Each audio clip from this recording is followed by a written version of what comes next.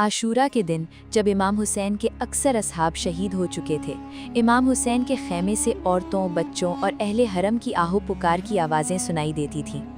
ये देखते हुए कि इमाम के ख़ानदान के 72 अफराद को 3 दिन से पानी मयस्सर नहीं था, उनकी प्यास दिन ब दिन नाकाबिले बर्दाश्त होती जा रही थी।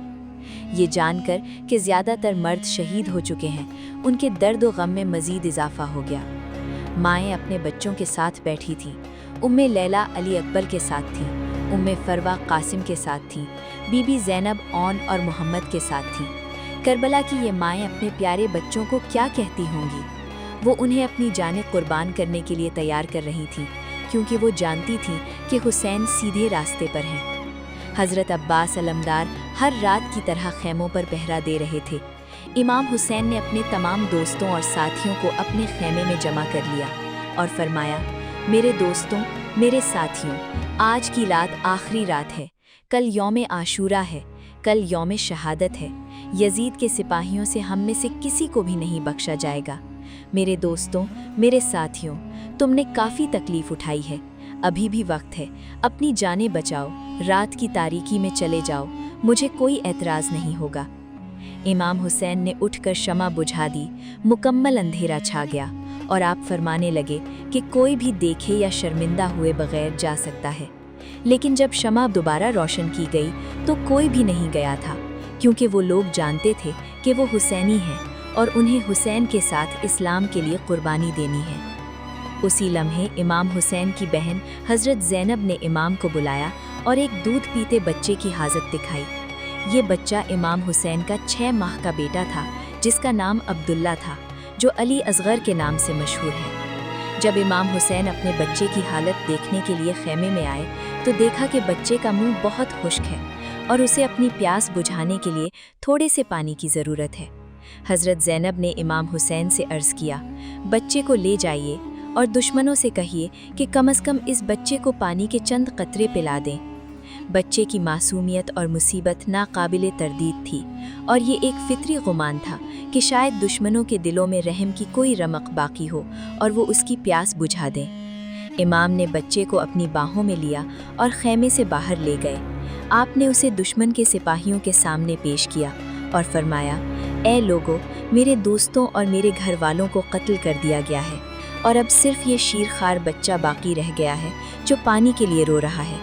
अगर तुम्हें मुझ पर तरस नहीं आता तो कम से कम इस मासूम बच्चे पर रहम करो, इसकी प्यास बुझाने के लिए इसे पानी पिला दो।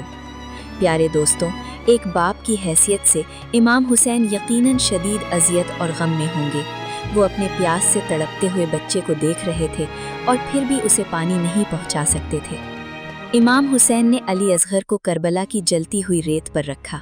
अली असगर खामोशी से तपती हुई रेत पर लेट गए और सर मोड़कर यजीदी लश्कर की तरफ देखने लगे, मगर अली असगर के लिए पानी ना आया।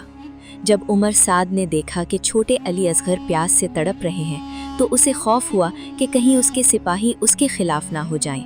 इस मासूम बच्चे की खामोश फरियाद बहुत मुअस्सर थी।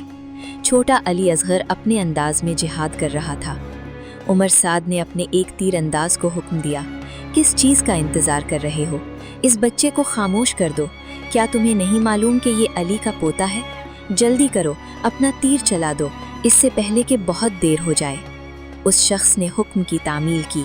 उसने अपने मजबूत तरीन तीरों में से एक तीर चलाया जो बच्चे के गले में पैबस्त हो गया। ये वाक़या आशूरा के दिन इमाम हुसैन के लिए सबसे ज़्यादा दर्दनाक लम्हात में से एक था। आप तड़पते हुए वापस खैमों की तरफ आए और सोचने लगे कि वो अहले हरम को क्या जवाब देंगे, जो इस उम्मीद में बैठी थी कि बच्चा पानी पीकर वापस आएगा। आपने देखा कि उम्मे रब्बाब खैमे के करीब खड़ी हैं। एक माँ बेचैनी से अपने बच्चे का इंतज़ार कर रही हैं। इमाम हुसैन ने सोचा, मैं उम्मे रब्बाब का सामना कैसे करूँगा? मैं उन्हें क्या बताऊँगा? मैं कैसे बताऊँगा कि उनका बच्चा बिना पानी के शहीद हो गया है? आखिरकार आप खैमे में पहुँचे जहाँ उम्मे रब्बाब खड़ी थी और फरमाया, आओ उम्मे रब्बाब, अपने अली असगर को ले जाओ। रब्बाब, तुम्हारा छोटा सिपाही अल्लाह की राह में कुर्बान हो गया है।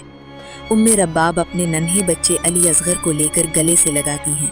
इसके बाद इमाम हुसैन ने फरमाया, आओ रब्बाब, मेरे साथ चलो, अली असगर को दफन कर दें। امام حسین اور ام رباب خیموں کے پیچھے گئے۔ امام نے اپنی تلوار سے ایک چھوٹی سی قبر کھودی اور ام رباب نے علی اصغر کو اس قبر میں رکھ دیا۔ آئیے کربلا کی ان عظیم ماؤں کو سلام پیش کریں جنہوں نے اسلام کے لیے اپنی قیمتی قربانیاں دیں۔ روزانہ ایسے واقعات سننے کے لیے میرے چینل کو ضرور سبسکرائب کریں اور اسے آگے شیئر کریں تاکہ یہ صدقہ جاریہ بن جائے۔